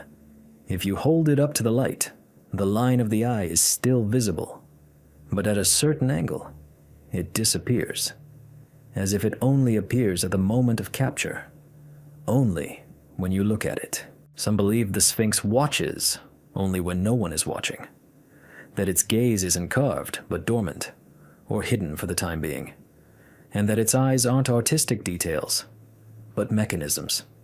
And if they were ever open, it means something was awakened.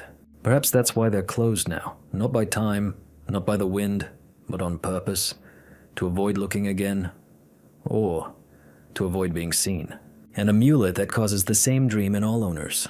In 2007, an artifact whose origin remained unclear appeared in a private collection of antique jewelry in Cairo. It was a small amulet made of lapis lazuli, a blue stone with golden veins, oval in shape, and engraved with a symbol resembling an eye, but without the pupil. In the center is a horizontal line, surrounded by a ring from which rays radiate. The symbol has not been identified as an Egyptian hieroglyph. However, the shape of the piece and the technique of execution indicate an ancient Egyptian origin, circa 14th century BC. The collector who received the artifact wore it around his neck for several days. On the fourth night, he had a strange dream. He stood on a high slope, surrounded by desert, looking up at the sky, where a dark spiral swirled. He awoke with a feeling of unease and, for the first time in his life, with a bloody nose. The artifact was passed on to another owner. A week later, he described a nearly identical dream. A slope, a desert, a spiral in the sky. Only in his version, the ground beneath his feet trembled and outstretched arms protruded from the sand, as if trying to grasp the air. He woke up in a panic with severe tachycardia. This went on for several years. The amulet passed from hand to hand, by chance, through sales, barter, and gifts. But each time its new owner, 4 to 6 nights later, reported the same dream. The landscape might vary in detail, but 3 elements were always present: a desert, a slope, and a black spiral in the sky. Some dreamed of a voice uttering incomprehensible words. Others had the feeling of someone watching from under the sand. One of the owners, a psychologist by profession, conducted an experiment. He gave the amulet to 3 subjects without telling them the story. All 3 began experiencing nightmares a week later. 2 described the same scenario. The third withdrew and refused to talk. Magnetic resonance imaging revealed that the amulet contains ferromagnetic inclusions, which are not typical of lapis lazuli. The stone reacts to electromagnetic fields, accumulating a charge. Research has shown that when a weak current flows through the circuit to which the amulet is connected, it pulsates at a frequency close to delta waves in the brain, the waves active during sleep. Today, the amulet is kept in a closed section of the Institute of Sleep and Neurophysiology in Paris. It is not worn, but even in its sealed container, anomalies are recorded nearby. Disruptions in schedules, abnormal rhythms, and employee complaints of insomnia.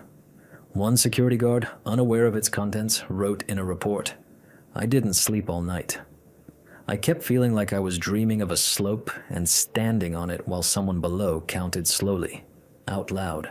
The amulet is most likely not cursed. It carries a signal, a memory, or a command. Perhaps it is an artifact that activates something long recorded within a person. And every dream is not a symbol, but a fragment of a single dream about something that was or will be. A room where one cannot remain silent. In 2010, while exploring a closed-out building at the Temple of Hatshepsut in Deir el-Bahari, a narrow passage room was discovered, windowless, unadorned, with a single entrance. Its walls were smooth, unmarked, and covered with a thick layer of lime. It seemed as if it had never been used. But the strange thing was something else. Anyone who stayed inside for more than a minute without speaking began to experience increasing pressure in their head, intense anxiety, and a feeling as if the walls were closing in. At first, this was attributed to claustrophobia. However, the effect occurred even in those who didn't suffer from confined spaces. Archaeologists decided to install audio sensors. During the initial stage, in complete silence, the equipment detected a faint increase in low-frequency waves, approximately 10 Hz. After 45 seconds, the frequency began to fluctuate. After 90, a standing wave arose reminiscent of a roar, not loud but dense and oppressive, as if the air inside became heavy. When people started talking in the room, even whispering, the effect disappeared. The waves subsided and the blood pressure returned to normal. But as soon as the conversation stopped, the same thing happened again. One of the researchers spent 7 minutes in the room, periodically repeating meaningless phrases out loud. He claimed that the voice seemed to push back the walls. After he was silent for a minute and a half, blood began to appear in the corner of his eye. A medical examination revealed no cause. The blood vessels were intact. Under a layer of lime on the floor, archaeologists discovered an engraving, a chain of symbols arranged in a circle. Among them were fragments of the words Ma'at, honor, breath, and a symbol denoting the sound of life. This combination was used in Egyptian rituals of soul awakening, but not in funerary rites, more likely in initiatory practices. One Egyptologist hypothesized that the room served as a presence check, not of gods, not of spirits, but of the person themselves. Silence in this place was seen not as peace, but as a threat, as a way to be consumed. To speak is to remain. To remain silent is to disappear. Not physically, but at the level of essence. The room is now walled up. A slab with the inscription "Ra protects those who speak" was left at the entrance.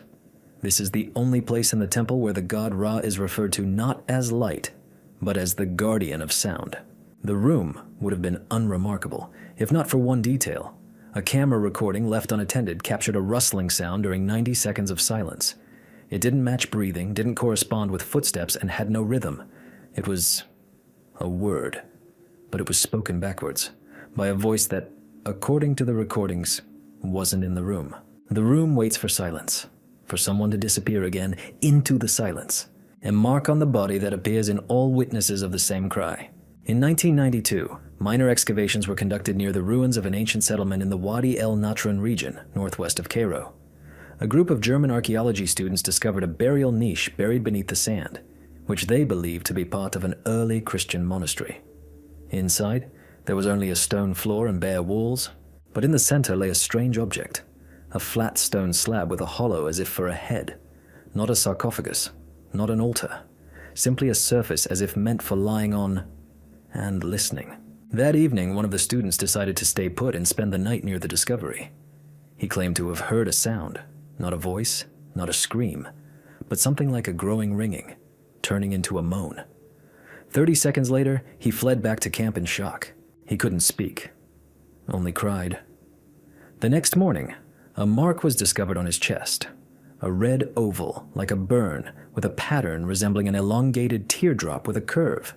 The mark disappeared within 24 hours. But 3 days later, it appeared on 2 other members of the expedition. They didn't hear the sound directly, but only saw the boy running. The situation was attributed to overheating, until a 4th case emerged, in an employee who was watching a video from the discovery site. He wasn't at the excavation site. He simply turned on the tape. 45 minutes later, he felt ill. He later reported hearing a background sound similar to breathing in the recording and feeling pressure on his chest. The next day, the same mark. Since then, more than 10 cases have been counted. Everyone claimed to hear not just a sound, but something alive, as if someone was trying to call out, not with a voice, but with an internal one, breaking from beyond the limits of human speech. The slab was moved to Cairo and placed in an isolated box. When attempting to record the background sound, the equipment malfunctioned. The acoustic camera recorded only a steady, incomprehensible pulse, like a low moan, approximately 62 hertz. All the victims developed the same mark. It lasted from 1 to 3 days. Infrared images show that the skin in this area glows with a faint internal luminescence. Tests show no changes, no burns, no inflammation, only light from within. One Egyptologist who studied the slab suggested that it was the place where a scream was imprinted. Perhaps someone died in a moment of extreme emotional stress, and their final scream didn't dissolve, but was absorbed into the stone. Not as a sound, but as a structure. And now anyone who gets too close doesn't hear it, but relives that moment. Not with their mind, but with their body. A mark isn't a burn. It's a response to someone else's pain conveyed beyond words. And whoever hears it once bears it forever, albeit invisibly. A stone with symbols that appear only in moonlight. In 1966, while constructing a road to an archaeological site near Siwa, construction workers accidentally unearthed a flat stone lying about 1.5 meters below the surface. It was black, heavy, and had a matte surface. There were no drawings, inscriptions, or chips on it. It was dismissed as construction debris until one of the workers noticed, under the full moon, the stone begins to glow. Not with phosphorescence or reflection. Lines appear on its surface, thin, as if scratched from within. They are invisible during the day, don't appear in artificial light, disappear under clouds, and appear only in complete silence, under direct moonlight. Researchers who gained access to the find photographed the symbols. They weren't hieroglyphs, cuneiform, or pictograms. Rather, They were sequences of geometric shapes: circles, elongated figure eights, connected angles. No known language matched them, but the rhythm was repetitive. It seemed less like writing than a diagram or a code. Spectral analysis revealed that the stone's composition did not match typical Egyptian basalt. It contained rare minerals with a crystal lattice similar to synthetic materials. Microscopic inclusions resembling fibrous threads fused into the stone's structure were present within the rock. They were not subject to deformation, did not heat, and did not react to acid. Over the following years, the stone was kept in a dark room. Every time there was a full moon, it was taken out into the open. And each time, the symbols appeared in the same order. But after 6 years, the line changed. A new element appeared, a closed loop, in the center of which was a vertical symbol resembling a human figure. After this change, one of the researchers began to suffer from obsessive images in his dreams. He described the same thing over and over again: a stone standing in the center of a circle, surrounded by emptiness, and the symbols on it slowly moving, like a clock, like a mechanism.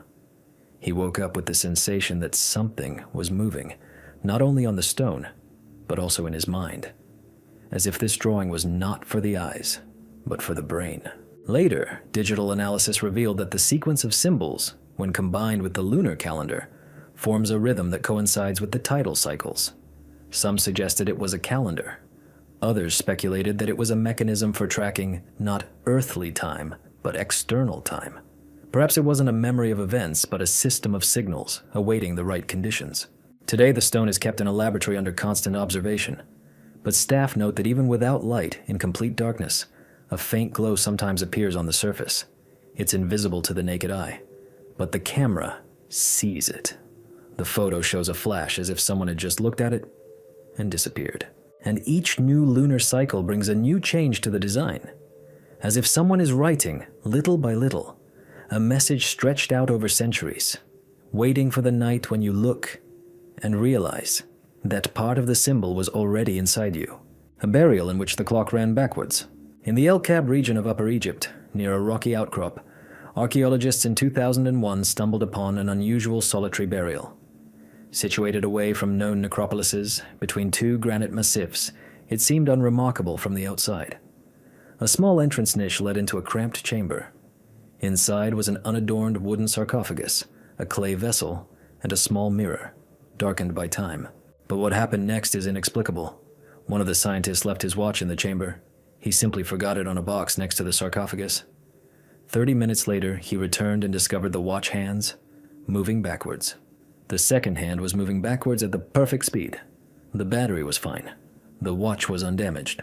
When they took it outside, the hand moved forward again. The experiment was repeated with other watches, digital, mechanical, and quartz. In all cases, malfunctions were recorded inside the chamber. The digital watches froze. The mechanical ones lost their speed. Some of them recorded negative time, as if the countdown were moving backwards from the future rather than forwards from zero. Outside the chamber, everything worked reliably. The research team installed a CCTV camera with a timer there. The footage showed the clock inside the room actually rewinding time. But when the film was played back at fast speed, it created a strange sensation. It wasn't the object moving, but the space around it that was rewinding. Time in the camera seemed to slowly return to its starting point. Architecturally, the room was unremarkable, an ordinary rock cutout. But the walls had one peculiarity. They didn't reflect sound. Voices inside sounded muffled, as if absorbed. And, according to eyewitnesses, after several minutes inside, a sensation of slowing occurred, not only of the body, but also of thought. Breaths became longer. Movements became viscous. People lost track of time. Some thought they'd been inside for 10 minutes, although 40 had passed. Others felt the opposite. The vessel found next to the sarcophagus contained an unknown sediment. Analysis revealed organic compounds, completely destroyed with no trace of DNA. It was as if everything inside had been erased.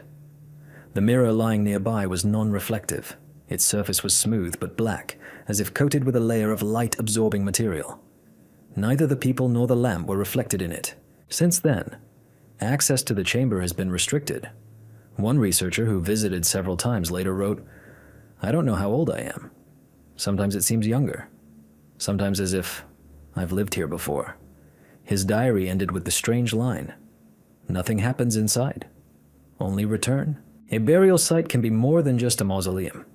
It can be a place where time responds, not linearly, not logically. It doesn't move there. It remembers. And everyone who enters brings with them a fragment of the clock's journey, which perhaps will one day return to the beginning or to the end, depending on where you look from. A body that has not decomposed for 7,000 years without mummification. In 1995, in the Jersa region of eastern Egypt, a team of researchers conducting archaeological surveys before construction work began discovered a burial in a sand layer at a depth of about 2.5 meters. It wasn't designed as a tomb, just a body lying on its side in a sleeping position without a sarcophagus, without a cloth wrapping, without ritual objects, no gold amulets, no inscriptions, no vessels, just sand and a dense layer of stone, under which everything was preserved. The burial, determined by radiocarbon dating, was approximately 7,000 years old. That's long before the pharaohs, before writing, before known religious rituals. But most importantly, the body had not decomposed. The skin remained intact. The tissue was intact.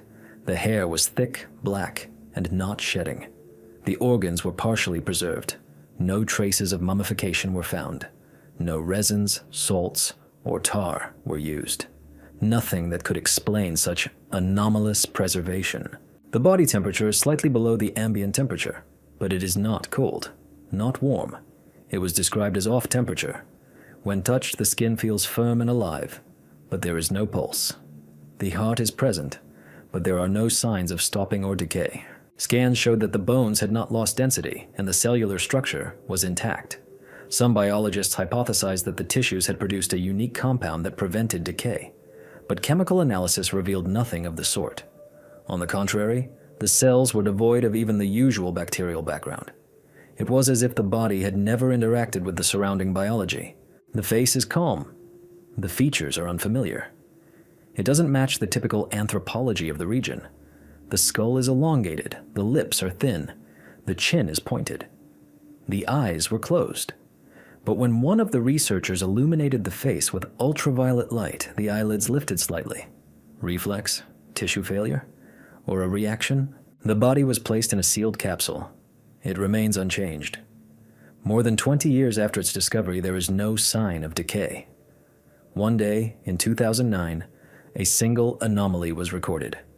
Surveillance cameras showed a microscopic movement of the fingers of the left hand, 6 millimeters. The recording was checked, repeated. It wasn't vibration, it was movement. The staff on duty near the capsule described dreams, recurring ones. They feature a desert, a rock, and a figure kneeling, staring into the sand. It doesn't speak, but it radiates a sense of peace and anxiety. At the same time, some speculate that this isn't the body of an ancient human, but a donated body, like a vessel or a repository. Not dead, but not alive either. It's waiting, not for resurrection, but for the moment when someone says the right word or makes the right gesture, and then the body will awaken, not because it was asleep, but because that's exactly how it was intended, 7,000 years ago. A drawing in a tomb depicting the Earth from space. In 1972, a Polish expedition led by professors Zdzisław Nowicki explored a previously uncleared tomb in the Elminia region. The burial was located deep in the rock face, away from the major temples and royal necropolises. It was unusual. The walls inside were smooth, with polished limestone slabs covered with strange, non-ritual images. One of them immediately caught my attention. In the central niche, above the ledge where the name of the deceased is usually placed, a circular figure was carved. Inside it were the continents. Jagged, elongated shapes, but when superimposed on modern maps, they resembled the outlines of Africa, South America, and even Antarctica with alarming accuracy. Along the edge of the circle is a curved line, like an orbit, and next to it is a small crescent symbol reminiscent of the moon. 4 figures stood near the circle. Not gods, not pharaohs. Their bodies were elongated, their hands folded not in the Egyptian manner, but in front of their chests, palms outward. Their faces were featureless, only large, round eyes. No traditional Egyptian iconography contained such forms. The drawing was engraved with astonishing precision. Professor Nowitzki was the first to suggest that it was a cosmological diagram. He asked colleagues from the Aerospace Institute to compare the outlines with the view of Earth from orbit. The match was almost perfect. Even the shape of the cloud belt visible in satellite images resembled the engraved lines at the top of the drawing. The skeptics' arguments boiled down to geometrical coincidence and abstract mythological representation.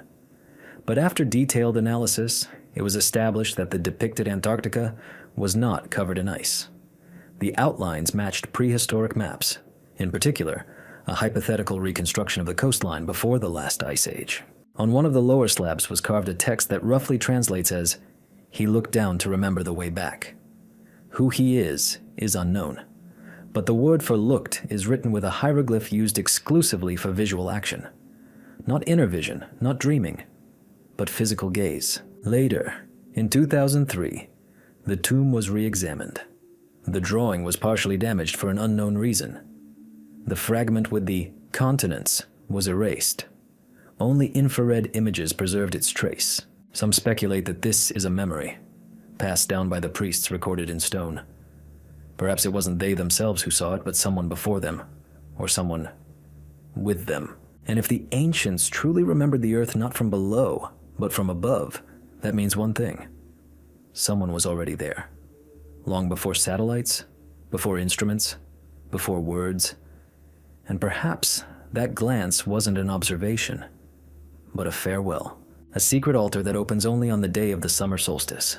Deep within the Karnak complex, in one of the most remote and little-known halls, researchers at the end of the 19th century discovered a strange niche sealed with heavy slabs. At first glance, it appeared to be just part of a wall, but when struck with a hammer, it produced a distinct sound. Not the dull, solid sound of a solid mass, but a ringing, hollow sound. They decided not to clear it out at the time, fearing a collapse. It was only in 2004 that an Egyptian archaeological team decided to return to this anomaly. Upon closer inspection, it became clear that the stone was not monolithic, but had cut lines hidden within the relief pattern. Neither manual nor mechanical movement of the slabs was possible. However, under ultraviolet light, a previously invisible inscription appeared. "It will open when the light becomes direct and the shadow disappears." This was perceived as a metaphor until one of the project participants suggested conducting the experiment on the summer solstice, June 21st. That day, at the appointed time, when the sun reached its highest point, a single narrow beam of light penetrated a previously unnoticeable crack in the ceiling. It struck the exact center of the panel. 7 seconds later, a click was heard. One of the slabs began to slowly slide aside. A chamber about 2 meters deep opened. Inside was a stone altar, perfectly smooth, without any inscriptions. Above it, a suspended quartz fragment hung from a bronze chain. Sunlight penetrated the crystal and diffused across the walls, creating a geometric pattern, circles radiating from the center, intersecting at points, forming something resembling a star map. The altar was cold, even under direct sunlight. The temperature inside the chamber was 4 degrees lower than outside. Not a speck of dust, not a trace of organic matter, as if it had just been created, or just opened. On the floor in front of the altar are footprints, not human. 3-toed, elongated, symmetrical. Not carved, pressed into the stone, as if someone had stood on it and left a mark in the hard granite. After sunset, the chamber closed again. No mechanism, no sound. An attempt to open it manually was unsuccessful. It doesn't respond to light, heat, or vibrations. Only on that very day, at that very time, once a year, does it appear, and then disappears again. Some believe the altar was used to communicate with celestial objects. Others believe it was a synchronization point. But among the Egyptian texts, one, almost forgotten, was found. When the stone is opened and the light shines within, the one who looks should remember that he has seen it before. As if the altar is not an instrument, but a key to a door through which someone has already passed and left a light as a sign that he will return one day, on the same day, at the same hour, when the shadow disappears. A stone slab that disappeared from the museum without a trace. For decades, The Egyptian Museum in Cairo housed a small but strange stone slab discovered near Memphis in 1917. It was modest in size, about 30 centimeters wide and 40 centimeters high. The stone was a dense black diorite, polished to a mirror shine.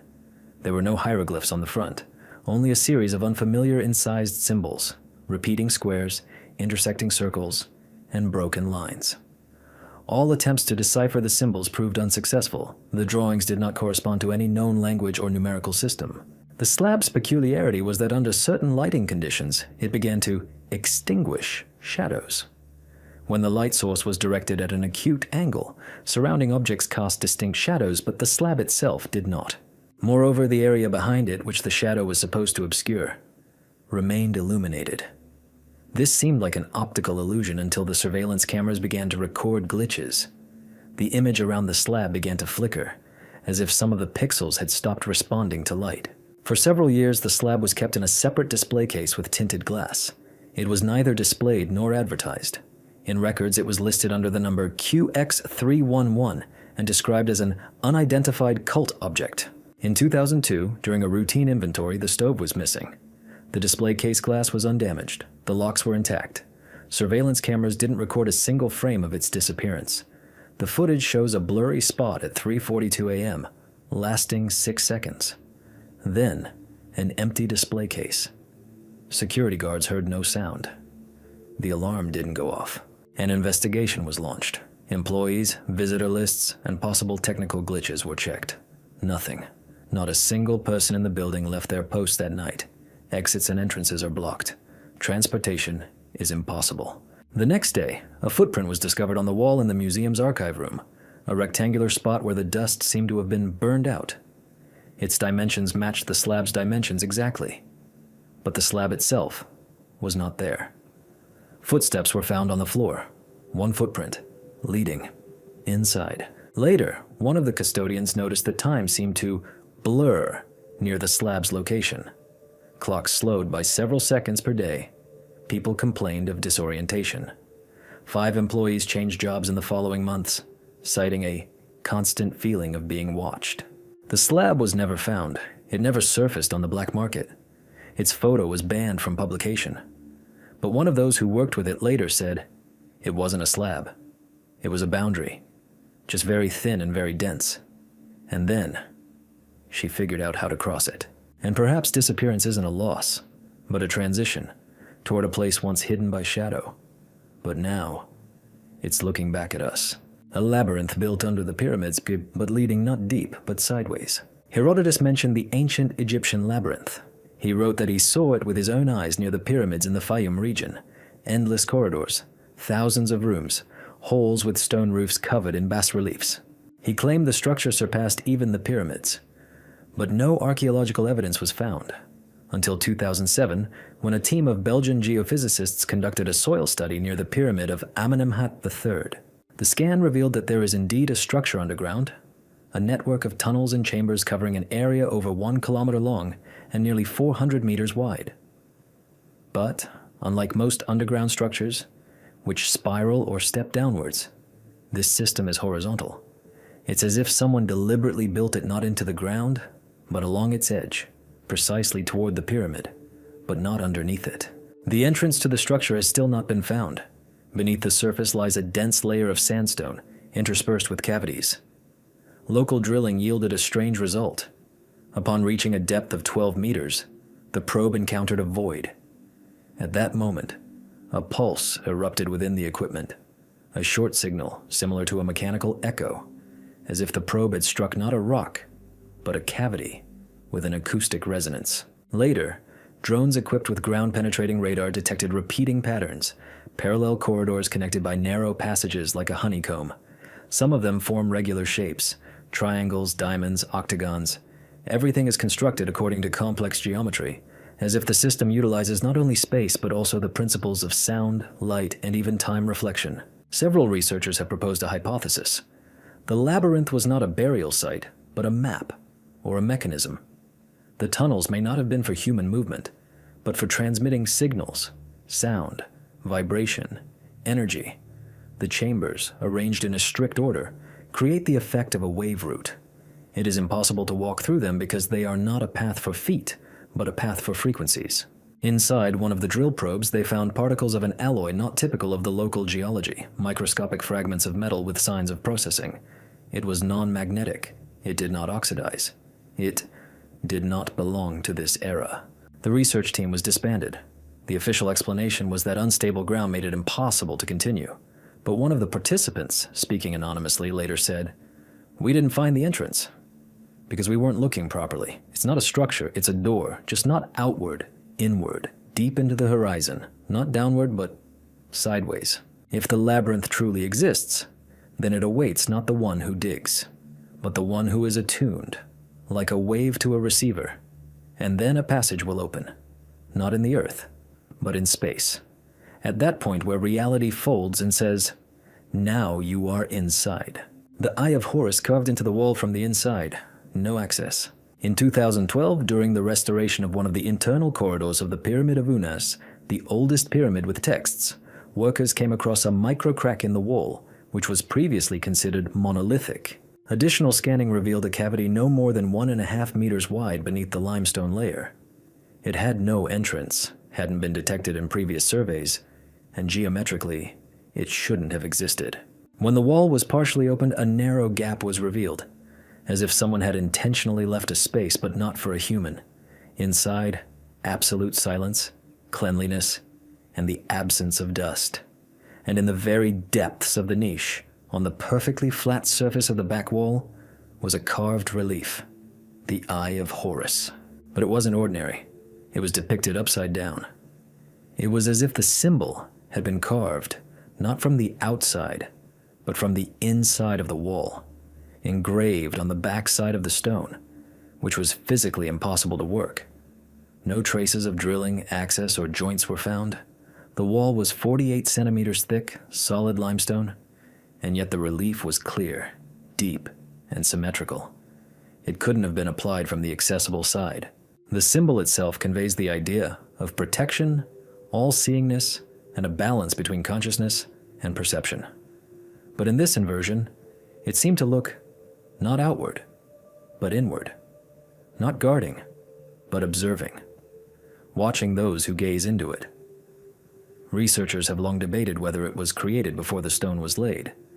But that raises the question, why carve a sacred symbol where no one would see it? Thermography showed that the temperature in the niche was 2 degrees lower than in the rest of the pyramid. Instruments detected a weak electrostatic field at the eye site. It was harmless, but persistent. One technician claimed that after standing in front of the relief for more than 3 minutes, he felt as if someone were touching the back of his head. Near the niche, a tile with an inscription made using an unusual technique was discovered on the floor. The symbols were burned, not carved. The inscription can be translated as, "He sees when you forget you're looking." The grammar of this phrase is unusual. It uses the verb to forget in the form of an action occurring in the present moment, as if it's not a moment of inattention, but a loss of awareness of observation itself.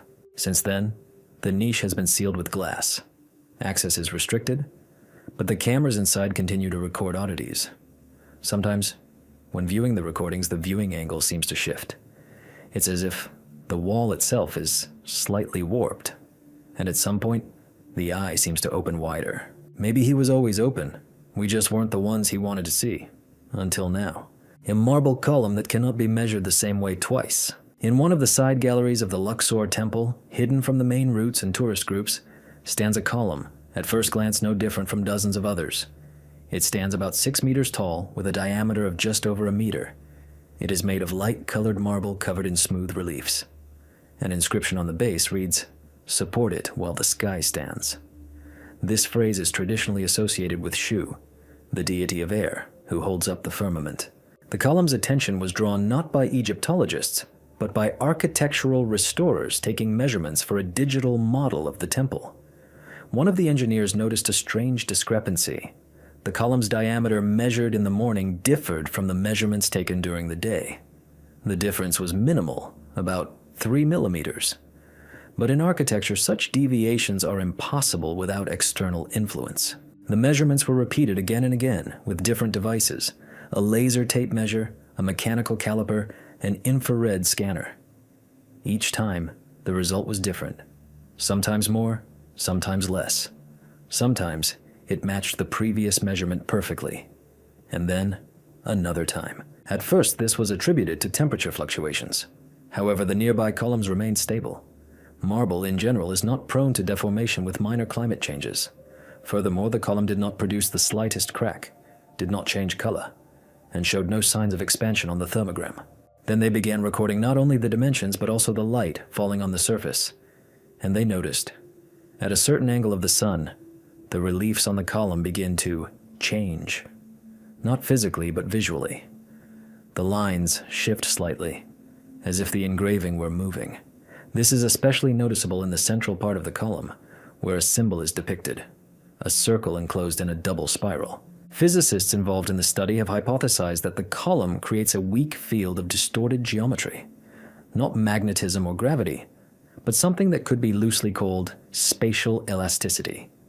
This occurs when the space itself within the object shifts slightly, disrupting the accuracy of measurements.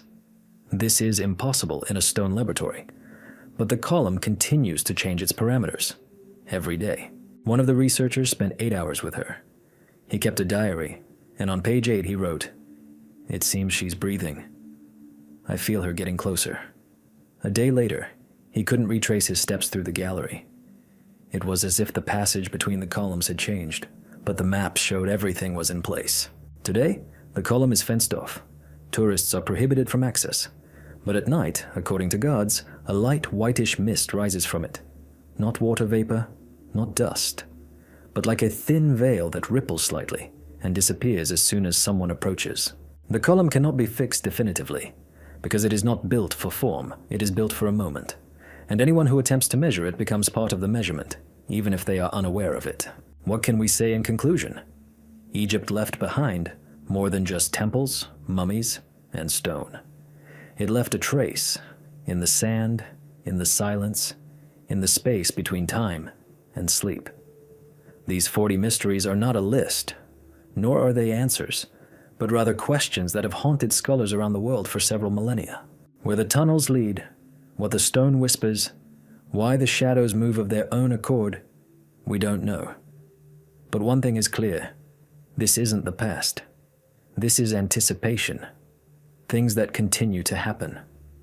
All that remains is to understand how the people of the past lived, how the remnants of their way of life seem a mystery even to our advanced civilization.